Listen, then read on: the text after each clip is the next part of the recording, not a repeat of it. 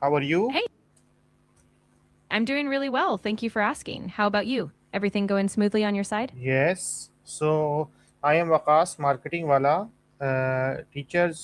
training institute students, batch 22 of Rehan Alawala. So today we discuss with you about the topic exploring digital nomadism as the future of work. Can I start questions? Absolutely, Wakas. I'm ready. Go ahead and ask your first question, and we can dive into the discussion on digital nomadism and the future of work. What is digital nomadism and how is it different from traditional remote work? That's a great starting point. Digital nomadism is when individuals use technology to work remotely while traveling, often without a fixed home base. Traditional remote work, on the other hand, usually means working from a single location, like a home office or a specific city based workplace, but still remotely. So the big difference is that digital nomads prioritize mobility and flexibility, while traditional remote workers often stay put. Okay, why is digital nomadism becoming popular in today's world? Yeah, that's a big one. Digital nomadism is booming because technology has made remote work so accessible. Faster internet, cloud tools, and a lot of companies are more open to flexible work arrangements now. Plus, people really value the freedom to explore new cultures, live in different places, and still earn a living. What role has technology played in making digital nomadism possible?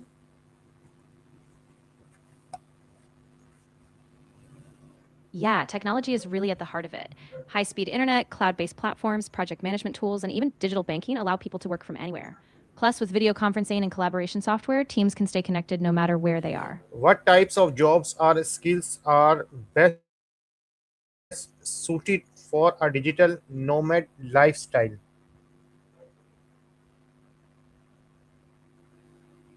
Yeah, so a lot of digital nomads thrive in roles like software development, graphic design, digital marketing, content creation, consulting, or even teaching online. Basically, anything you can do with a laptop and a stable internet connection is a good fit. What types of jobs are skilled are best suited for a digital nomad? Yeah, so a lot of digital nomads really excel in skilled roles like software development, graphic design, UX design, data analysis, digital marketing, and even flexibility to work from anywhere while still offering stability and good income. What are Oh, there are quite a few. The biggest advantages are that you have the freedom to travel and explore new places. You get to design your own schedule, and you often have a better work life balance. Plus, you can immerse yourself in different cultures, which is a huge perk. what challenges do digital nomads commonly face while working remotely from different locations?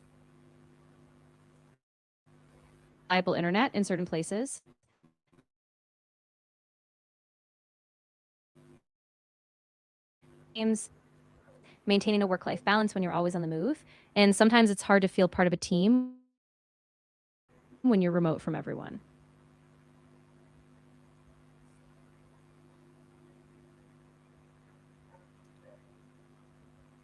Can you explain me with details? Of course. So, unreliable internet can make it hard to connect with friends and family. Plus, sometimes it's hard to find work life balance when you're always on the move. And sometimes it's hard to feel part of a team when you're remote from everyone. Plus, people really value the freedom to explore new cultures, live in different places, and still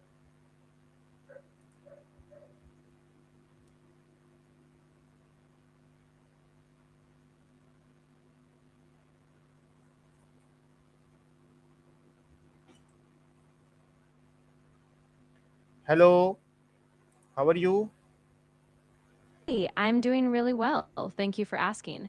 How about you? Everything going all right on your Yes, end? so we discuss and disconnect about.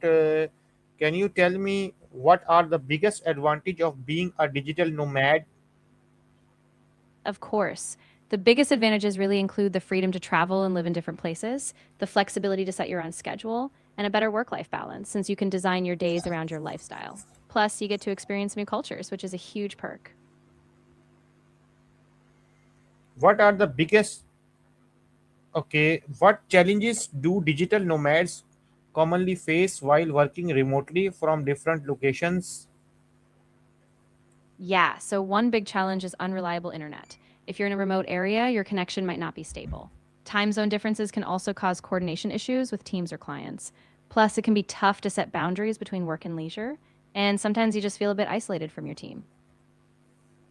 Okay, give me explanation in details. We have time now.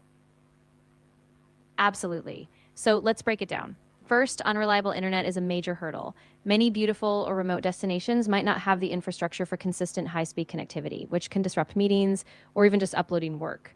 Then, time zone differences make collaboration tricky. If you're several hours ahead or behind your team, setting up real time conversations can be inconvenient. Another big one is work life balance. Since you're not tied to one office, it's easy to keep working even after hours, which can lead to burnout. And finally, the isolation piece. While you might love exploring new places, not having a consistent team around you can make collaboration or just social connection a bit more challenging. Okay, how does digital nomadism impact productivity and work life balance? Yeah, that's a really nuanced one. On the productivity side, digital nomads can actually be super productive because they often have fewer office distractions and they can design their own environments. But on the flip side, work life balance can really suffer. When your office and your home are the same, it's easy to blur the lines. If not managed carefully, you can end up working late nights or on weekends, which can lead to fatigue or feeling out of balance. So it really depends on how you set boundaries and structure your day. Can digital nomadism be sustainable in the long term? Why or why not? Can you give me a lot of detail, little bit detail? Yeah, absolutely. So digital nomadism can be sustainable long term, but it really depends on a few factors. Financially, you need a steady income source because without a stable job, the cost of living in different countries can vary and some places can be expensive. Legally, you also have to stay aware of visas. Many countries have short term digital nomad visas, but not all offer long term options. So you have to keep track of regulations. Health and insurance are also crucial. Getting proper medical coverage while constantly traveling is really important. And personally, some people do miss stability. Having a home base or sense of community can be tough to maintain. So, if you're organized, plan finances, and set boundaries, it absolutely can work long term, but it requires a lot of intention and balance.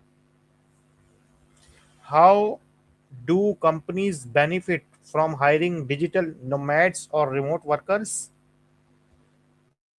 Oh, definitely. Companies can get a lot of benefits. First, they have access to a much larger talent pool, people from all over the world, not just those in a single city. It also reduces overhead costs since they don't need as much office space or resources. Plus, remote teams can be more diverse, which often leads to more creativity and fresh perspectives.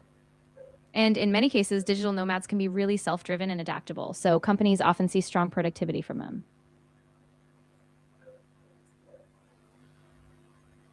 Okay, how does digital nomadism affect personal growth and learning? Yeah, it can be such a powerful catalyst for personal growth. I mean, when you constantly move between cultures, you gain resilience, adaptability, and a broader perspective on life. You naturally pick up new skills, whether that's learning a new language, navigating different business practices, or just developing more independence. So it really pushes you out of your comfort zone, which is a huge part of lifelong learning. What are some risks related to security, stability, or isolation in this lifestyle? Yeah, absolutely. So, from a security perspective, digital nomads can be at risk if they're using public Wi Fi or unsecured networks. So, cyber threats like hacking or data breaches can be a real concern. Stability can also be an issue. If you rely on gig work or freelance income, there's always a risk of income gaps, especially if your client base is unstable. And isolation is a big one. Without regular social connections or a consistent community, you can feel quite lonely, which impacts mental health. So, all of these risks require proactive planning and precautions. Okay, I am very thanks you to give me a chance to ask a question and you give me in detail. It will be very useful for another then they when they listen these videos. Okay, for the next time, we will leave now. Okay, thank you. You're very welcome. I'm really glad the details were helpful. If you ever need to dive into another topic or have more questions, just let me know. Take care and best of luck with everything. Okay, thank you.